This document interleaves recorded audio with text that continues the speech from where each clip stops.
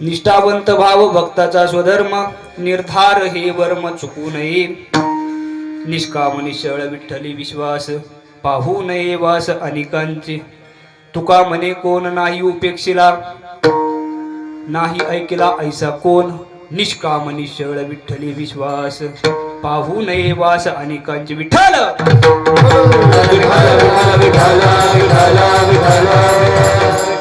समचरण सरोजम सांद्र नीलांबुदाभम जगननिहित पाणी मंडरम मंडनाना. तरुण तुलसी माला कंदरम कंजनेत्रम सदय धवलासं विठ्ठलं चिंतयामि. महायोग पीठे तटे भीमरत्यं वरं पुंडलिकाय धातु मुनिन्द्रे. समागत्य तिष्ठन् तमानन्दकन्दं परब्रह्मलिङ्गं भजे पाण्डुरङ्गं. पांडुरंगाकारू प्रथम नाम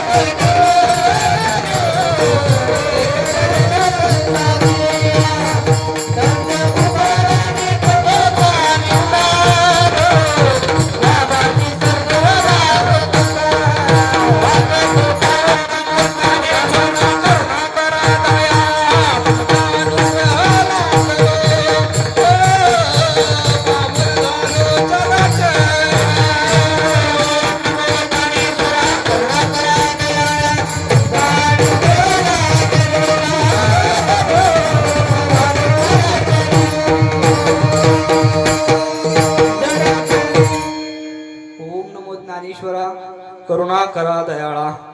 तुमचा अनुग्रह लादलो पावन झालो चराचरी. प्रस्तुत प्राप्त प्रसंगी प्राप्त स्थळी कीर्तन रूपी सेवेकरता निवडलेला अभंग. बोलताना विको थोडा कमी करा. छान सिस्टीम लागली. प्रस्तुत प्राप्त प्रसंगी प्राप्त स्थळी कीर्तन रूपी सेवेकरता निवडलेला अभंग. विश्वमान्य विश्वाधिकारी विश्वभूषण चिन्मय स्वरूप असणारे अधिकार संपन्न साधू जगद्गुरु श्री तुकोबरा आजच्या अभंगामध्ये निष्ठा या विषयाचं चिंतन करतात. विठ्ठल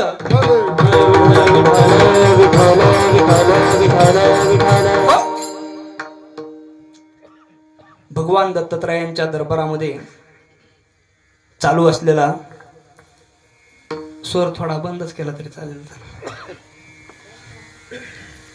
भगवान दत्तात्रयांच्या या दरबारामध्ये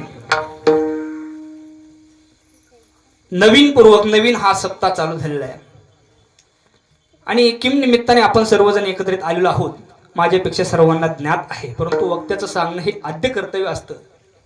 इति नियमानुसार ज्यांच्या मार्गदर्शनाखाली आज हा अखंड हरिनाम सप्ताह पंचदिनी महोत्सव चालू आहे ते म्हणजे या सप्ताहाचे मार्गदर्शक व्यासपीठ चालक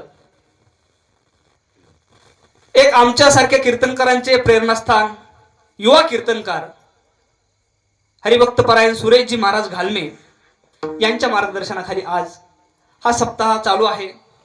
आज त्यांची बाबांची उपस्थिती त्यांच्याही चरणावरती नतमस्तक होतो आणि या निमित्तानं आज आपण सर्वजण या ठिकाणी एकत्रित आलेलो आहोत.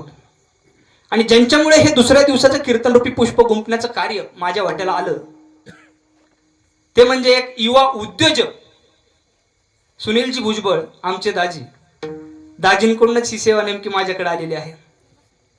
म्हणले महाराज आतापर्यंत लय क्लिपा ऐकल्या आता समोरासमोर नेमकं तुम्ही काय दिवा लावताय ते संधी देण्याचं काम त्यांनी केलंय.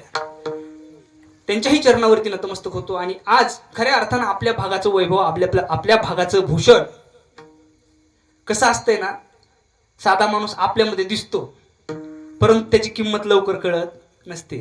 पण आज आम्ही पण आळंदीमध्ये राहत होतो तेव्हापासून पाहतोय ज्यांनी हजारो विद्यार्थी घडवण्याचं कार्य केलंय, काम केलंय, ते म्हणजे आमचे गुरुवर्य हरिभक्तपरायण.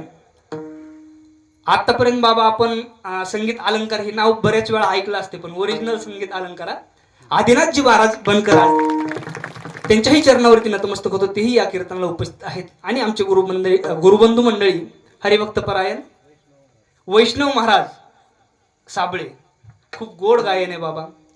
माझा पक्वाद हा विषय असतो, हा विषय होता पहिला, गायन हा विषय नव्हता, कीर्तनात नंतर वळलोय. त्यामुळे सगळ्यांनी सांभाळून घ्या. महाराज आपलेच आहेत. महाराजांचा काय परिचय?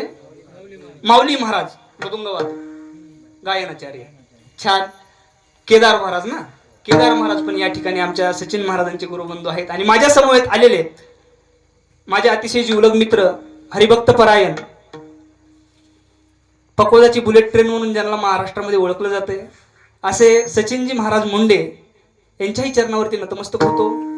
त्याचबरोबर दुसरे मृदुंगाचार्य, आज मृदुंगाचार्यच भरपूर झाले ते, त्याच तोडीतले दुसरे मृदुंगाचार्य माझ्यासोबत सावलीसारखे उभा असणारे प्रत्येक कार्यक्रमामध्ये हरिभक्तपरायण ऋषिकेशजी महाराज वाळके आज तेही या कार्यक्रमाला उपस्थित आहेत. त्यांच्याही चरणावरती नतमस्तक होतो.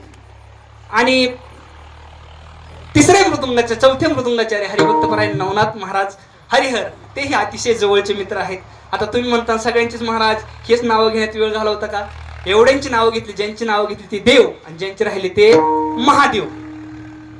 त्यामुळं ऐका, आज या कार्यक्रमाचे सर्व संयोजक, आयोजक, नियोजक, टाळकरी, माळकरी, वारकरी, गायक, वादक, विनेकरी, चोपदार, सिस्टीमवाले, मातृवर्ग, पितृवर्ग, बालक मंडळ, महिला मंडळ, तरुण मंडळ, आचार्य, प्राचार्य, कला, क्रीडा, कृषी, सर्व क्षेत्रातील व्यक्तिमत्व, सामाजिक, आर्थिक, राजकीय, धार्मिक, शैक्षणिक, आध्यात्मिक, व्यवहार, सहकार, व्यापार, कला, क्रीडा, सर्व क्षेत्रातील व्यक्तिमत्व सर्वांच्या चरणी नतमस्तक. सेवेला प्रारंभ. विठ्ठल.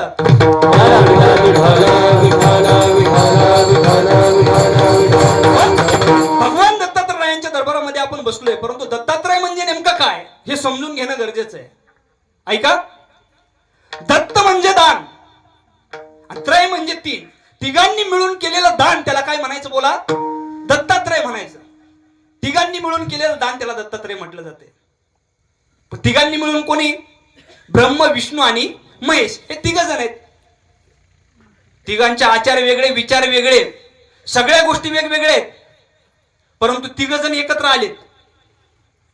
ब्रह्म, विष्णू आणि महेश. प्रत्येकाची फॅक्टरी वेगवेगळी महाराज. एकाचं निर्माण करण्याचं कार्य, एकाचं संहार करण्याचं कार्य, जगवण्याचं कार्य, आणि तिसऱ्याचं डिलीटचं बटन आहे, उचलण्याचं कार्य. परंतु तिघही वेगवेगळ्या विचारांचे आहेत, पण तिघांची बी युती झाली. युतीचा खेळ जुनाच आहे बरं का. भगवान दत्तात्रयांपासून हा जुनाच खेळ आहे, हे आत्ताचा नवीन खेळ नाही. त्यामुळे ते तिघ जण एकत्र आले ते. म्हणून तुकोबराय म्हणतात, 3 शिरे 6 हात आहेत, त्यांना माझा दंडवत आहे. 3 शिरे 6 हात, दया माझा दंडवत, दया माझा दंडवत, दया माझा दंडवत.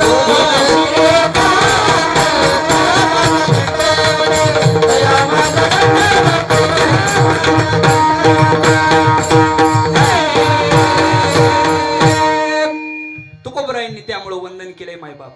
असे हे 3 देव एकत्र आलेले आहेत आणि त्यांच्या दरबारामध्ये आपण बसलेलो आहे. आणि या देवाने आपल्यावरती कृपा करावी असं जर का वाटत असेल मायबाप,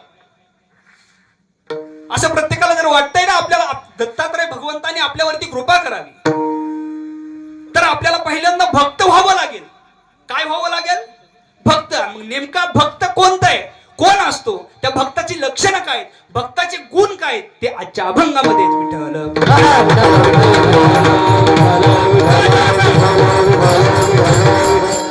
अभंग 3 चरणाचा सोपा अभंग आहे. निष्ठावंत भाव, भक्ताचा स्वधर्म, निर्धार हे वर्म चुकू नये.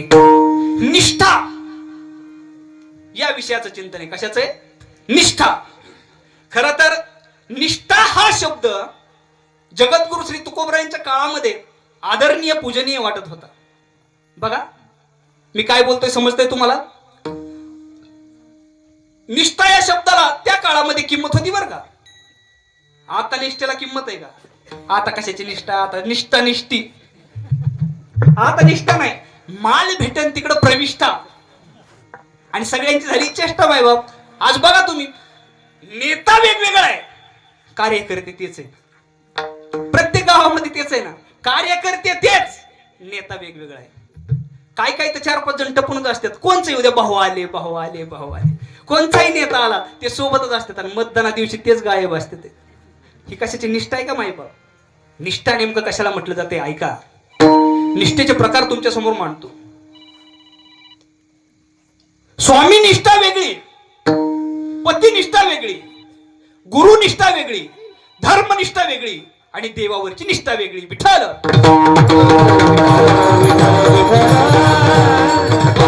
स्वामीवरती निष्ठा. स्वामी म्हणजे काय? मालक, सेवक आणि मालक यातला स्वामी. स्वामींवरती निष्ठा किती असावी मायबाप ऐका. सीता आईसाहेब सर्वांना दृष्टांत माहित आहे, परंतु सांगून जाईल. आईसाहेब सिंदूर लावत होत्या. काय करत होत्या? सिंदूर लावत होत्या. आणि तेवढ्यात बघितलं माझ्या हनुमंतरायांनी, आई काय करताय तो? आईंनी सांगितलं सिंदूर लावते. का लावतायत सिंदूर? हा जर का सिंदूर भांगामध्ये लावला, भांगामध्ये सिंदूर जर का लावला, आपल्याकडे बघितल्यानंतर सात्विकता वाटते. पुण्याकडे मुंबईकडे कीर्तन करायचं म्हणल्यावरती खरंच उदासी भरती. उदासी खरंच ना. स्त्री कोण आहे तर पुरुष कोण आहे तेच कळत नाही. एक पोरगा असंच पुरुष वर्गामध्ये असं, तुम्ही जसं महिलांचा वर्ग वेगळा आहे, पुरुषांचा वर्ग वेगळा आहे. थोडासा मला रिटर्नचा आवाज द्या. छान आवाज लागलाय. पुरुषांच्या वर्गामधूनच एक मुलगा रडत होता आणि मुलगा त्या वडिलांच्या मांडी होता.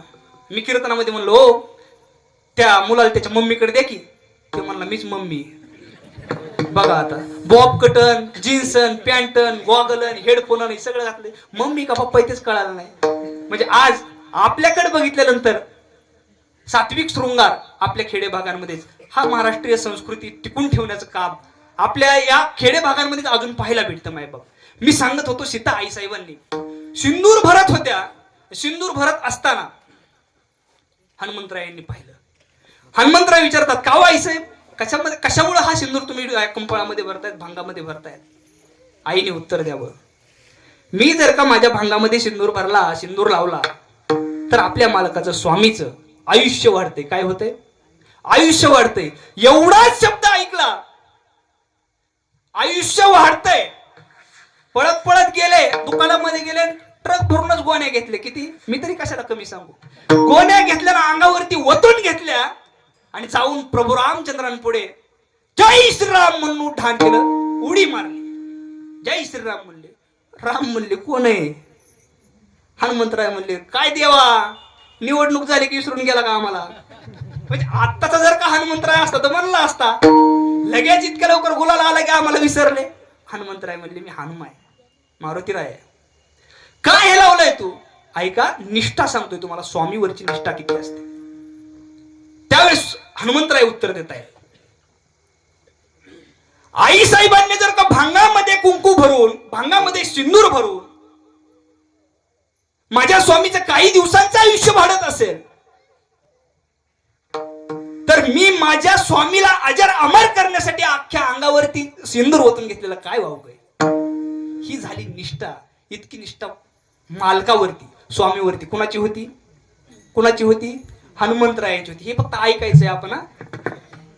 आत्ताचा एक तर नोकरीन हे म्हणजे नवनाथ महाराज खरं सांगतो तुम्हाला, एक जण असाच म्हणले चला 35-40 हजार रुपये. त्याला मालक म्हणले तुला 40 हजार रुपये पगार देतो, पण सांगेल ते काम करायचं. ते म्हणला सगळं काम करतो पण माझे 2 नियम अटी.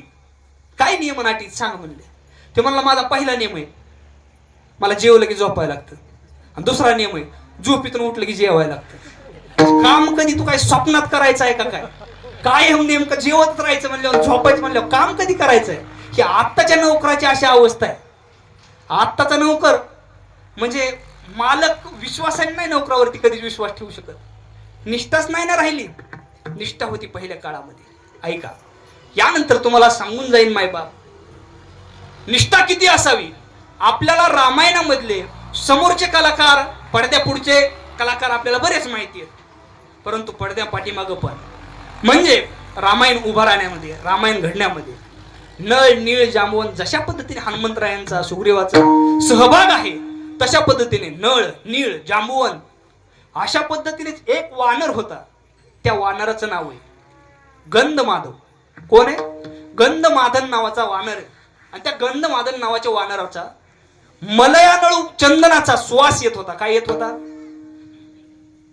हा, आजीचा लय जीव असतोय नातावरती. नाहीच गप बसणार म्हण. भजन करा विठ्ठल.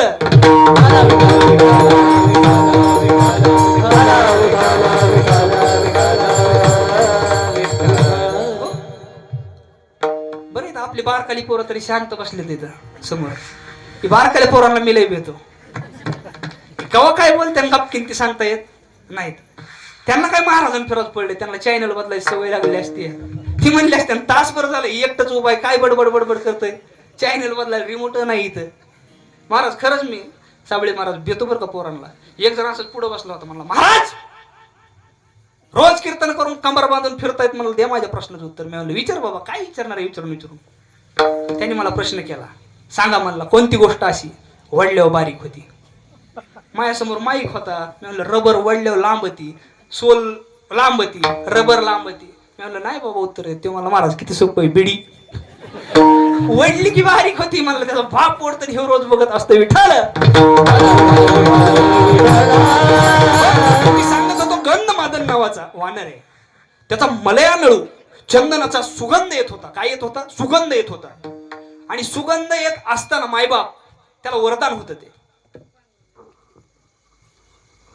बारकाच होता वानर, परंतु डोक्यात राग होता. स्वामी निष्ठा मी तुम्हाला सांगतोय, निष्ठा या शब्दावरती लक्ष ठेवायचं. डोक्यामध्ये राग होता. काय चाललंय मला इतक्या दिवस झालं, 14 वर्ष झालं मला आपण बी सोबत आहे. कवा तो रावण यायचा बघू देस म्हणला एकदा. श्रीलंकेच्या जवळ जवळ युद्धाचा नेमका प्रसंग आहे. महाराज 8-4 दिवसावर युद्ध आले. जवळ गेले मी बारक गप बसलं नाही. म्हणला एकदा बघूनच येतो म्हणला. जर का रावण मला सापडला जागेवर झपकी होतो म्हणला. आताच म्हणला काय ती बघून टाकतो म्हणला. म्हणजे कोण बारका आहे कोण मोठा आहे सांगता येत नाही बरं का. कोण कधी काटा काढेल ते सांगता येत नाही. डोक्यात राग होता त्या बारक्याच्या वानराच्या. ती गेल्याच्या नंतर सुरुवातीलाच त्याला भेटले कुंभकर्ण. कोण भेटले? कुंभकर्ण भेटला. कुंभकर्ण म्हणजे ही जात अशी होती, एकदा झोपलं म्हणजे 6 महिने झोपायचं सचिन महाराज. आणि एकदा जाग झालं म्हणजे 6 महिने झोपतच नव्हतं. 6 महिने. पण मी काही वेळेस कुंभकर्णाला पण मानतो सुरेश महाराज. ती जात कमीत कमी कीर्तनात सुद्धा झोपत नव्हती. कीर्तनात तरी ती झोपत नव्हती. आता काय काय म्हणून चालू ह्या सुद्धा डोकले हाणतात. परवा दिवशी असंच कार्यक्रमाला गेलो. कार्यक्रमात शेजारी जेवायला बसल्यावरती आमच्या शेजारी एक दादा बसले होते. जेवता जेवता पुंडलिक वरदा हरी विठ्ठल म्हणूस तोपर्यंत त्यांनी डोकला हाणला. डोकला हाणला की टोपी पडली गोळवण्यात टोपी पडली. ती माऊली आली. माऊली चपाती पोळी वगैरे वाढायला लागल्या. आम्ही मस्त पोळी खायला लागलो. पण ते चुरितोय अंगठा मुरगळला. वाटी दुमती तिमती झाली. धन वाटी आदळायची. ते म्हणला काय माऊली जड आहे हो, इतकं कुठं जड असतं का हात. काय पोळी केली म्हणलं. काय पोळी केली? मी त्याला म्हणलं डोळं उघडून बघ रे, तुझ्या बापन टिरकुटची चोरली होती का? ती पोळी नाही टोपी आहे. म्हणजे इतक्या झोपा असतात ते. असं कुंभकर्ण झोपलेला. झोपेतून एक तर हे जाऊन तिथं जाऊन त्या कुंभकर्णाला जाग करायला गेलं. एकदम बारकच वानर आहे. जाग करायला गेले. कोण आहे म्हणून कोण वळवळ वळवळ करतंय. उठून पाहिलं कुंभकर्णाने. कोण आहे हे? म्हणला मी गंधमाधन. कुठून आलायस? माहित नाही तुला? कुंभकर्णाने प्रश्न विचारले. का आलायस इकडे? ते म्हणला मला नको विचार, तुझ्या भावाला जाऊन विचार. बरेच कुठाने भावाने केलेले भावाला सुद्धा माहीत नसतात. ज्यावेळेस गावातून फोन जातो का नाही, तुझ्या भावाने असा असा मॅटर केलाय, त्यावेळेस समजतं. तशा पद्धतीत तो मला तू तुझ्या भावाला विचारणार रावणाला त्यांनी काय कुठाने केलाय. आमच्या आई साहेबांना इकडे घेऊन आले. तिथं रामासोबत दुश्मनी पत्करली. मी रामाचा माणूस आहे म्हणला. उठ म्हणलं तुझा काटा काढतो. रावण कुठे म्हणलं त्याला बोलव. त्याच्याकडे बघतो. बारकच होतं. मी तुम्हाला निष्ठा सांगतोय, लक्षात ठेवा. स्वामीवरती निष्ठा किती असावी. मायबाप तो कुंभकर्ण उठलाय. कुंभकर्ण उठल्याच्या नंतर ते ऐकून घेतलं. रामाचा आहे म्हटल्यानंतर तळपायाच्या आग मस्तकाला गेली कुंभकर्णाची. त्या गंधमादनला जवळ घेतलं, हातामध्ये धरलंय. आणि जसा हातामध्ये धरलाय तसा त्याला ते चंदनाचा वास यायला लागला, सुगंध यायला लागला. मायबाप सुगंध येत असताना त्याला समजलं कामाचा माणूस आहे हा. जर का आपल्या पार्टीत आला तर लवकर काम होईल. मग एकच काम आहे म्हणला, माणसं फोडण्यासाठी दोनच गोष्टी महत्वाच्या असतात. एक म्हणजे पद आणि दुसरं म्हणजे, बोला ना, तुम्हाला माहित नाही का हो, पद आणि पैसा, ह्या दोनच गोष्टी महत्वाच्या आहेत. म्हणला चला आता याला ऑफर तर देऊन बघू. ऐक गंधमादन, तू रामाचा आहे ना? रावणाच्या मंत्रिमंडळामध्ये, कॅबिनेट मध्ये घेतो तुला. कुठं? कॅबिनेट मंत्रिमंडळात घेतो म्हणले. ऑफर दिली. फक्त काय काम काय म्हणला गंधमादन. म्हणला काम काय बोला. फक्त एवढंच म्हणायचंय, मी रामाचा नाही, मी रावणाचा आहे, तुला जीवनदान. काय सांगितलंय? मी रामाचा नाही, मी रावणाचा आहे, असं एवढंच बोल वाक्य, तुला जीवनदान देणार. तळपायाच्या आग मस्तकाला गेली महाराज त्या वानराच्या. गंधमादनच्या लालबुंद डोळे झालेत. आणि रावणाला त्याच जोशामध्ये बोलतोय त्या कुंभकर्णाला, ऐक कुंभकर्णा, अरे रावणाचा आहे म्हणून जगण्यापेक्षा रामाचा आहे म्हणून मेलेलं काय वाईट आहे रे. याला म्हणायचं निष्ठा. विठ्ठल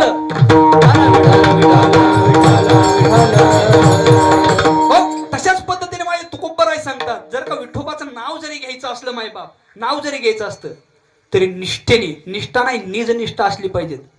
विठोबाशी शरण जावे, निज निष्ठे नाम घ्यावे, निज निष्ठे नाम घ्यावे, निज निष्ठे नाम घ्यावे. विठोबाशी शरण जावे, निज निष्ठे नाम घ्यावे, निज निष्ठे नाम घ्यावे,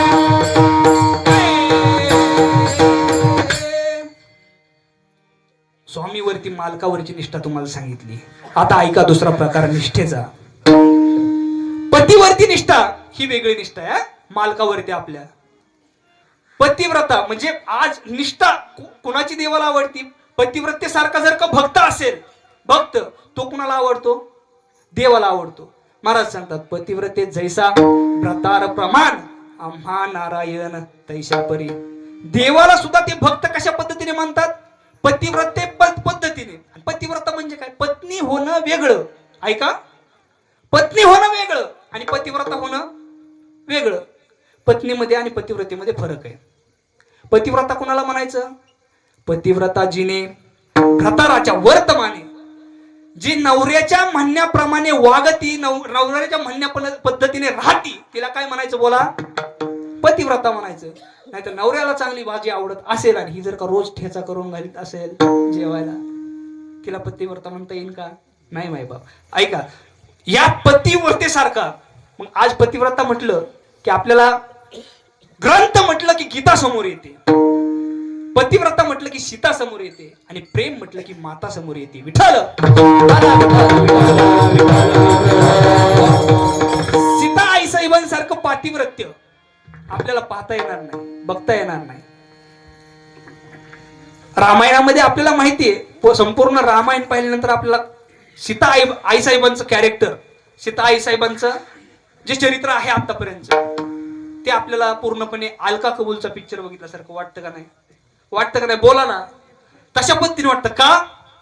पूर्ण जीवनामध्ये राजकन्या येऊ सीता आई साहेब, परंतु नवऱ्यासाठी, मालकासाठी सगळं सोडलंय. जशा पद्धतीने माझा मालक राहतील, जशा पद्धतीने नवरा राहील, त्या पद्धतीने मी राहणार आहे. एकदाही मुखामधून असा शब्द गेला नाही, मी म्हणून नांदले, मी म्हणून टिकले. गेलाय का असं? एक तरी ओवी दाखवा बरं मला. आहे का आत्या तसा शब्द? एक सुद्धा नाही शब्द तसा. आपल्याला पाहता येत नाही तसा. का? तेवढी निष्ठा मालकावरती होती. किती छळ करावा. अहो, माघारी आल्याच्या नंतर सुद्धा ज्यावेळेस आरोप केलाय,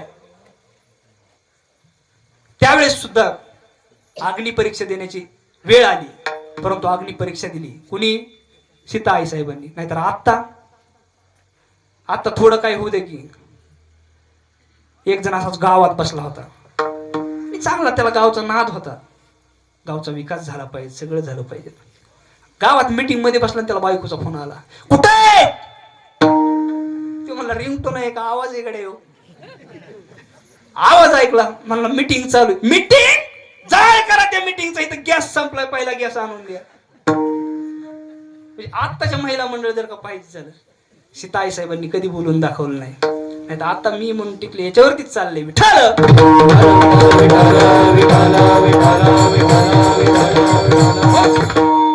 तसं पाहायला गेलं तर पती पत्नी मध्ये पण एकी असली पाहिजेत बरं का. पती आणि पत्नीमध्ये ह्या दोघांमध्ये एक शहर कोणतरी पाहिजे तर प्रपंच होत असतो, तर संसार होत असतो. दोन्ही येडे म्हणले की पटांगणच. त्यामुळे एक तरी शहर पाहिजेत. आणि खरं सांगू का तुम्हाला, आज ज्या ह्या कडक टोपे दिसतात आहेत का नाही पुरुष मंडळीच्या, शेतकऱ्याची बायको म्हणजे साक्षात लक्ष्मीच आहे. शेतकऱ्याची बायको म्हणजे तुम्ही म्हणता नोकरदाराची सरस्वती, आपल्याला काय करायचं. ती लक्ष्मी ही सरस्वती. कुणाला नावं ठेवण्याचा आम्हाला अधिकार आहे का. आमच्यातले पण महाराज मंडळी आता नावं ठेवतात अलीकड. महिला मंडळींच्या पोटामध्ये काय राहत नाही. तुला म्हणून सांगते ना अख्ख्या गावाला, हा म्हणजे असे म्हणतात. परंतु एक गोष्ट तुम्हाला सांगू का, महाराज मंडळी सांगतात किंवा वक्ते सांगतात महिलांच्या पोटामध्ये काहीच राहत नाही. अख्खं जग म्हणतं, आवाज द्या पहिल्यासारखा, अख्खं जग म्हणतं महिलांच्या पोटामध्ये काहीच राहत नाही. परंतु मी म्हणतो अख्ख्या जगाला अगोदर महिलांच्याच पोटामध्ये राहावं लागतं आणि नंतर जन्माला यावं लागतं. ही खरी परिस्थिती आहे.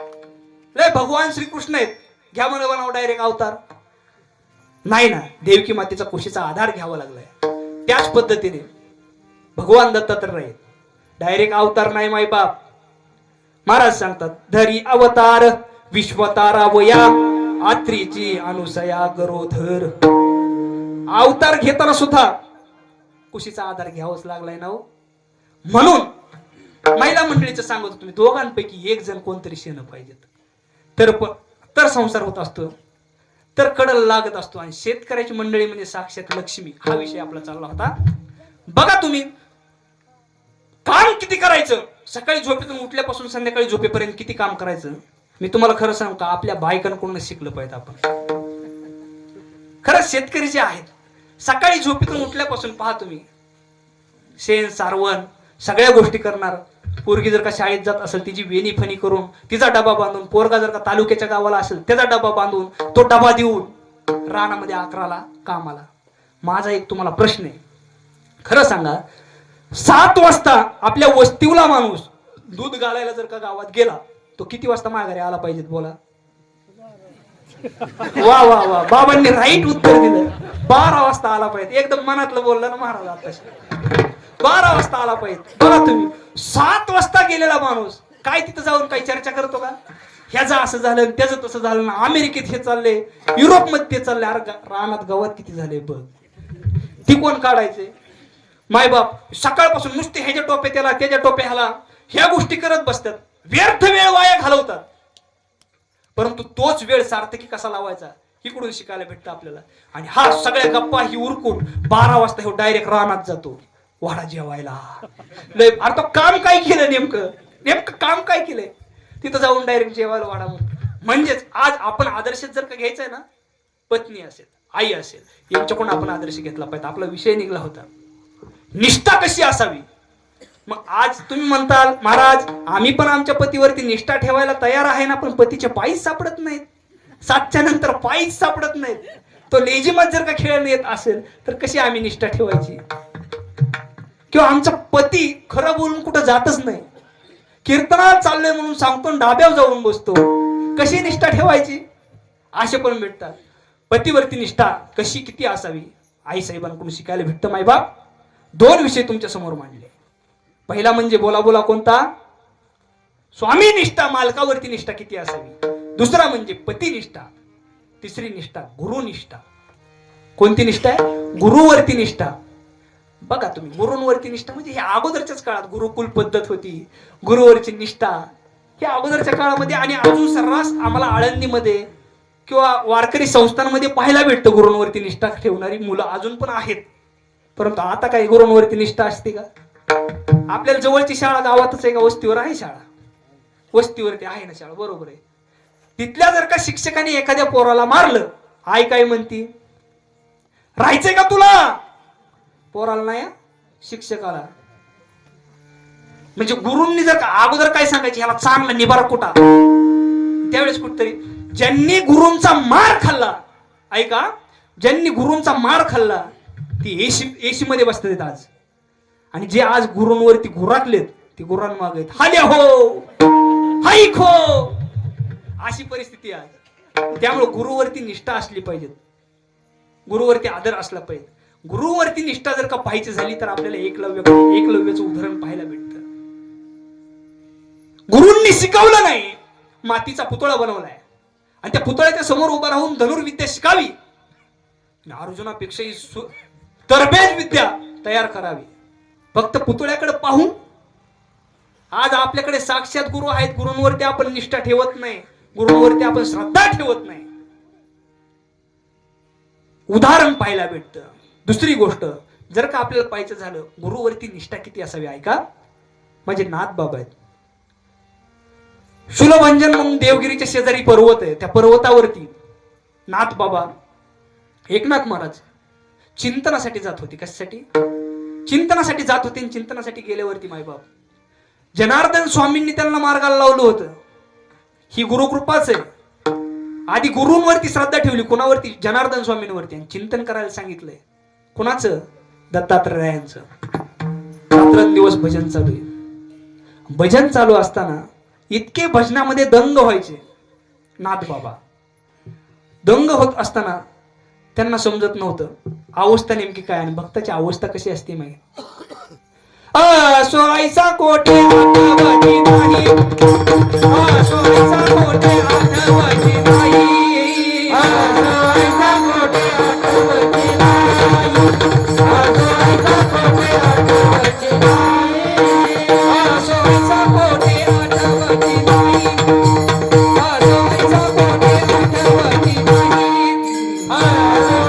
कोठे आठवती नाही, सोयीचा कोठे आठवती नाही.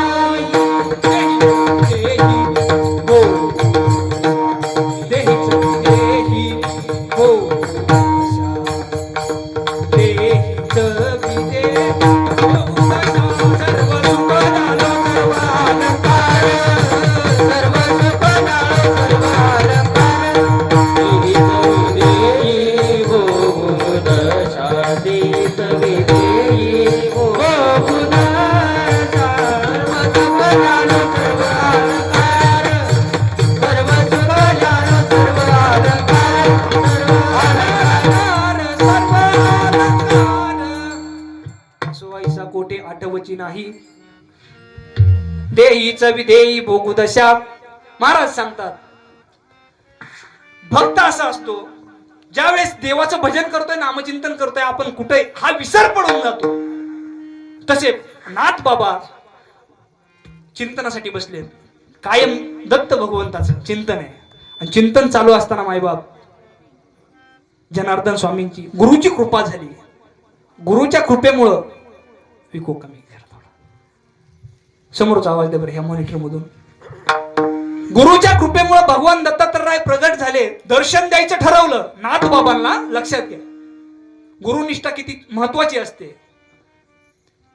त्यावेळेस दर्शन द्यायचं ठरवलं, परंतु कोणत्या रूपामध्ये? मलिन अवस्थेमध्ये भगवान दत्तात्रय आहेत. कशामध्ये? मलिन अवस्थेमध्ये. अगदी मलिन अवस्था आहे आणि सोबत श्वान आहे, गायी आहे, जी कामधेनू म्हटलं जाते. सगळ्यांना घेऊन नाथ बाबांच्या समोर गेले ते. जनार्दन स्वामी त्या ठिकाणी आहेत. जनार्दन स्वामी आहेत. समोर प्रसंग आहे. जनार्दन स्वामींनी नाथ बाबांची जी समाधी लागलेली अवस्था आहे मोडली. कोण आलंय म्हणून पाहिलं, ओळखलं नाही भगवान दत्तात्रयांना, ओळखलं नाही. परंतु नाथ बाबा विचार करतायत हे मलिन अवस्था नेमकी कोण माणूस असेल, कोण व्यक्ती असेल. आणि माझे तर गुरु आहेत सोबत. विचार मनामध्ये चालू आहे, परंतु श्रद्धा कोणावरती आहे? गुरुवरती. कोणतरी विशेष माणूस असेल माझ्या गुरु सोबत आलाय म्हटल्यावरती. परीक्षा घ्यायची म्हणून नाथ बाबांना सांगितलं जा त्या कुत्रीचं दूध काढून आणा. काय सांगितलंय? कुत्रीचं दूध काढून आणा. दूध काढून आणले.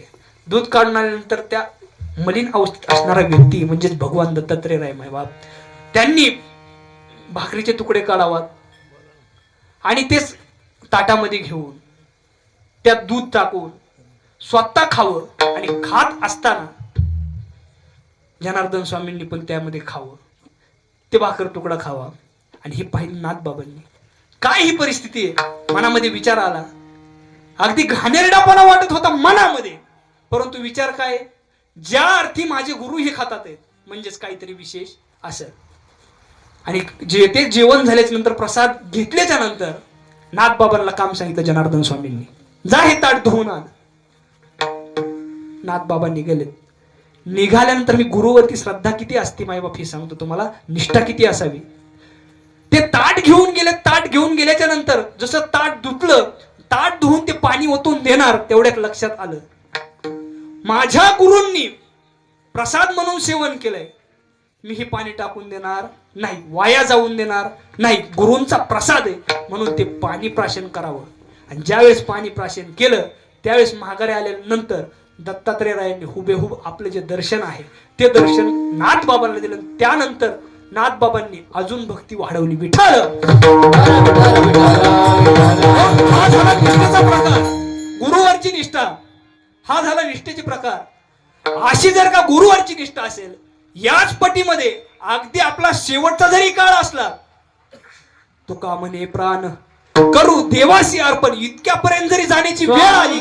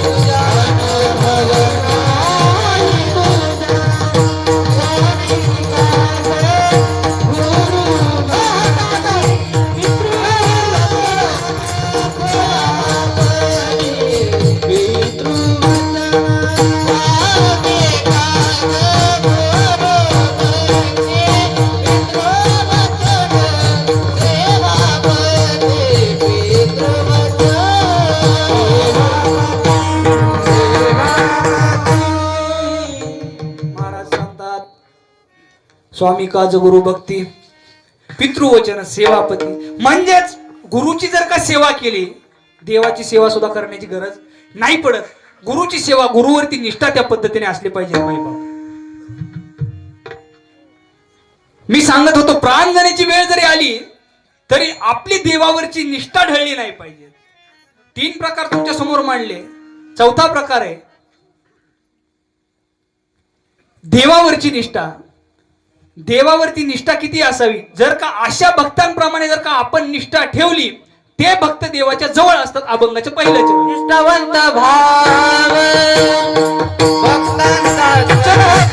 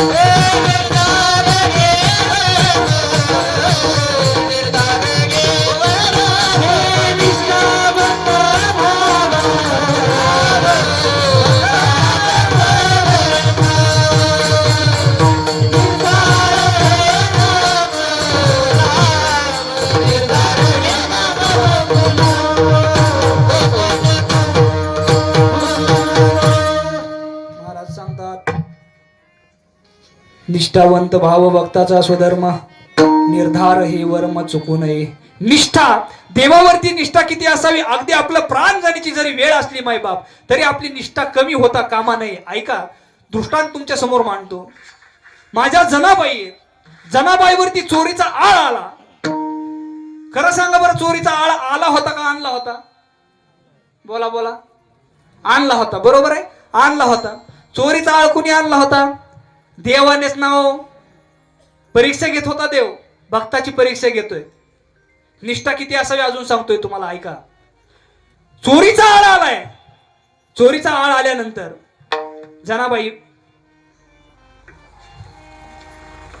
जनाबाईंवरती चोरीचा आळ आहे. आणि चोरीचा आळ आल्याच्या नंतर जनाबाईंनी देवाच्याच हाताला धरलं.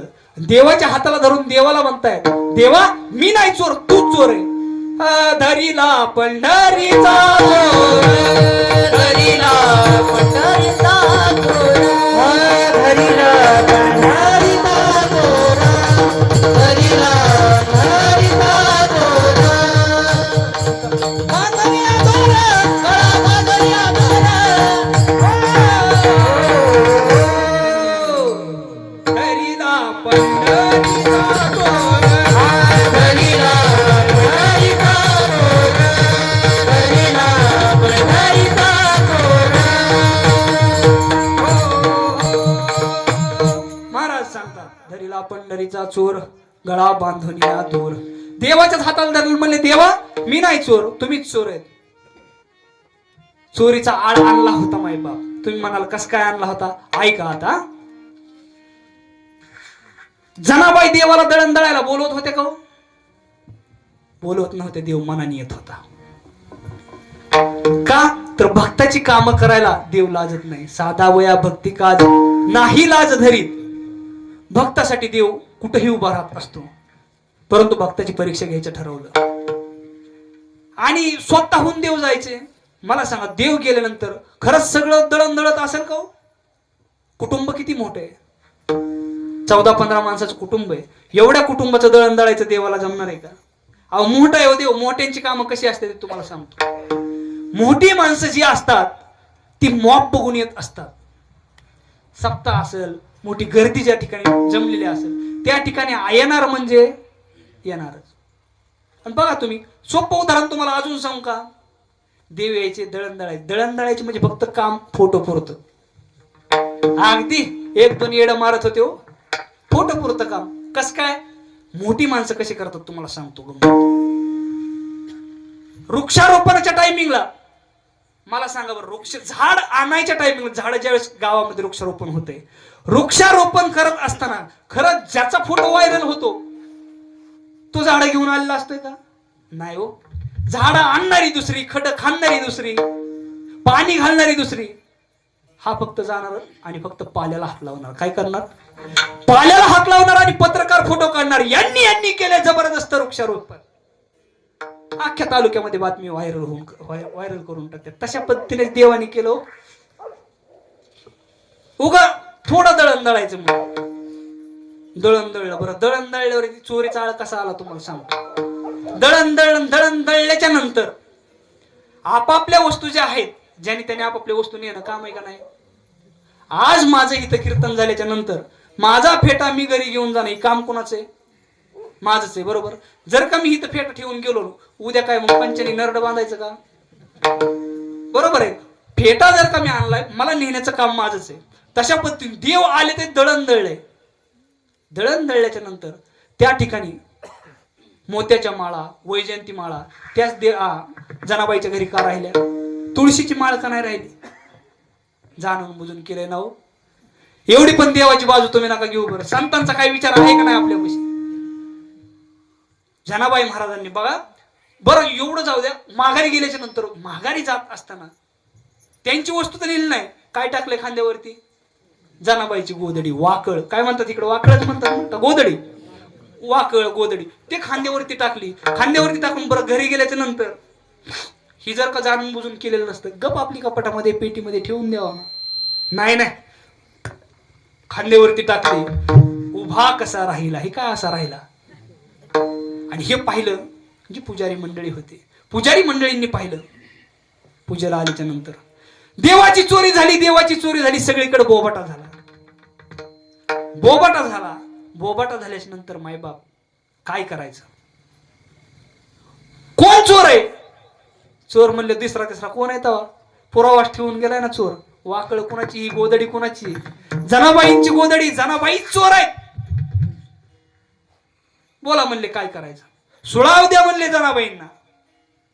पंढरपुरामध्ये सूर रचला गेलाय. जी गावातली भगे मंडळी होती का पंढरपुरामध्ये, ही बगे टगे हिले प्रत्येक गावामध्ये असतात बरं का. अशी पारावर बसणारी, पुलावर बसणारी, अशी ही गँग ठरलेलीच असते. चर्चा करणारा वर्ग त्यांना म्हणतात. ह्याचं असं झालं, त्याचं तसं झालं, अख्ख्या गावचं कुठानं त्याला माहित असतात. ही चर्चा करणारा वर्ग. आणि मी एक गोष्ट बोलू का तुम्हाला, नेहमी कीर्तनामध्ये सांगून जातो. चर्चा ही त्याच माणसांची होत असते ज्यांचं काही ना काही कर्तृत्व असते. ज्याचं काही कर्तृत्वच नाही ते चर्चा काय होणार आहे पाठीमागं? म्हणून म्हटलं जातं निंदा उसी की होती है जो जिंदा होते. जिवंत माणसाचीच निंदा आहे. मेलेल्या सापावरती कोण दोपटे घालतं का? नाही. जो जिवंत आहे चर्चा त्याचीच केली जाते.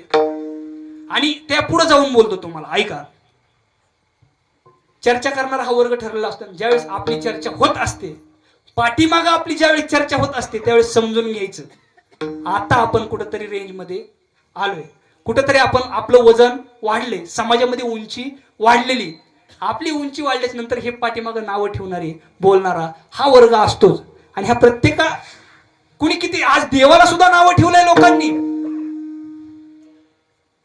100% समाज एका माणसाला कधीच गृहीत धरू शकत नाही. 100% मान 100% एका व्यक्तीला कधीच गृहीत धरू शकत नाही, मान्यच करू शकत नाही. आणि 100% ही आपल्याला मान्यता द्यावी अशी शहाण्या माणसाने कधीच अपेक्षा ठेवायची, कधीच अपेक्षा ठेवायची नाही. काय करायचं ते 100%चा खार घालायचाय का? 51% सारखं येते. या जगात देवानंतर जर का सत्ता कोणामध्ये असेल, देवानंतर पावर या जगामध्ये सगळ्यात जास्त कोणामध्ये असेल तर सत्तेमध्ये. आणि सत्ता पण 51% समाजावरती, 51% मतदानावरती येत असते. मग 100% आपल्याला मानावा अशी अपेक्षा का करता? त्यामुळं मायबाप हा चर्चा करणारा वर्ग जनाबाईंना सुद्धा नावं ठेवायला काय म्हणले? आजपर्यंत गौऱ्या विठ्ठल विठ्ठल बोलल्या, इतकी देवाची भक्ती केली, आणि आज शेवटचा प्रसंग काय? काय प्रसंग आलाय? सुळावरती देण्याचा. परंतु जनाबाईंनी त्या रागाच्या भरामध्ये अभंगच लिहून टाकला. धुंद झाला तुझा दरबार, धुंद झाला तुझा दरबार,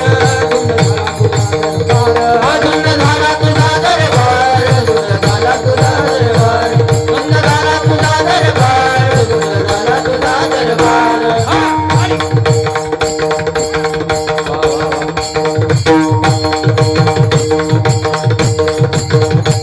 पुण्यवंत पतंग किनेला, पुण्यवंत पतंग किनेला, पुण्यवंत पतंग किनेला, पुण्यवंत पतंग किनेला, पुण्यवंत पतंग किनेला, पुण्यवंत पतंग किनेला, पुण्यवंत पतंग किनेला, पुण्यवंत पतंग किनेला. चोरट्याचा बहुमान वाढविला, चोरट्याचा बहुमान वाढविला, चोरट्याचा बहुमान वाढविला, चोरट्याचा बहुमान वाढविला. देवानाचा बहुमान केला, देवानाचा बहुमान केला. तुझा दरबार,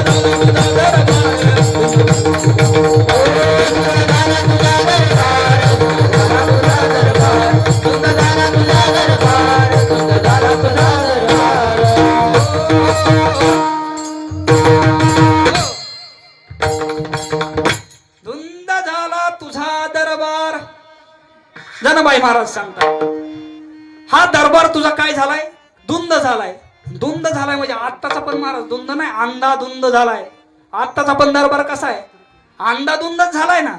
खऱ्याला काही किंमत राहिली का आता? जसं आणि खऱ्या माणसालाच एक गोष्ट सांगून जाईल मायबाप, खऱ्यालाच त्रास होत असतो जो जीवन खऱ्या पद्धतीने जगत असतो ना. चांगल्या रोडला गतिरोधक आणि चांगल्या माणसाला विरोधक हे नेहमीच असतात. म्हणून आपण जर का चांगलं वागत असेल तर पाठीमागे चर्चा, आपल्याला विरोध हा होत राहणार आहे. शहाण्या माणसाने त्या अपेक्षा सोडून द्यायच्या असतात की आपल्याला सगळ्यांनी चांगलं म्हणावं. मग आज जनाबाईंनी अभंग लिहिलाय. जनाबाईंनी, धुंद झाला तुझा दरबार, सुळाव देत असताना, सूळ रचला गेलाय आणि सुळावरती देत असताना त्या जनाबाई महाराजांना विचारलंय, बोला तुमची शेवटची इच्छा काय? ज्यावेळेस फाशीची शिक्षा द्यायची असते ना, त्यावेळेस शिक्षा विचारली जाते, तुमची शेवटची इच्छा काय? आणि ती शिक्षा सांगत असताना किंवा उत्तर देत असताना त्यांच्या फील्डमध्ये जाईन बसत अशा पद्धतीने उत्तर देणं अपेक्षित असतं बरं का. काही काही म्हणे उत्तर देऊन चालत नाही. एक जणाला विचारलं, बोल तुझी शेवटची इच्छा काय? ते म्हणला, मला सोडून द्या. चालेल का? असं नाही चालणार दाजी, अशा पद्धतीने उत्तर नाही. एकाला म्हणलं, विचार, बोल तुझी शेवटची इच्छा काय? तर म्हणलं, माझी शेवटची इच्छा एवढी, माझं मुंडकं खाली करा आणि पाय वरती करा. फाशी देताना ह्याचं गोट दाबले हे मरण का? त्याचं नरड तर दाबावं लागेल ना. म्हणजे काही पण उत्तर देऊन चालत अजिबात चालत नाही माय बाप. तशा पद्धतीने जनाबाईंना विचारले, बोला जनाबाई महाराज तुमची शेवटची इच्छा काय? त्यावेळेस जनाबाई महाराज सांगतात, निष्ठा किती असते, देवावरती निष्ठा. आणि असे भक्त देवाला आवडत असतात, त्याच भक्तांवरती कृपा करत असतो देव. जनाबाई महाराज म्हणतात, ज्या देवामुळे, अरे ज्याच्यामुळे मला सुळावर जाण्याची वेळ आलेली, अखंड ज्याचं चिंतन केलंय आणि त्याच्यामुळे जर का मला सुळावर जाण्याची वेळ येत असेल, काय वावगय, मी मरायला तयार आहे. एक काम करा, माझी शेवटची इच्छा एवढीच आहे, मी सुळावरती जात असताना या ठिकाणी आलेली सगळी मंडळी, त्यांनी सर्वांनी भजन करायचंय म्हणले. ज्या पांडुरंगामुळे मला सुळावरती जाण्याची वेळ आहे. मागणी काय केली जनाबाईंनी? त्या पांडुरंगाचं नामचिंतन, त्या पांडुरंगाचं भजन ते सगळ्यांनी मिळून करायचे म्हणले, ही मागणी केली. तेच भजन आता आपण सगळ्यांनी या ठिकाणी करायचं. संयोजक मंडळीला विनंती, हार घालण्यासाठी समोर यायचंय. हातवरती करा सगळ्यांनी. विठ्ठल माझा माझा माझा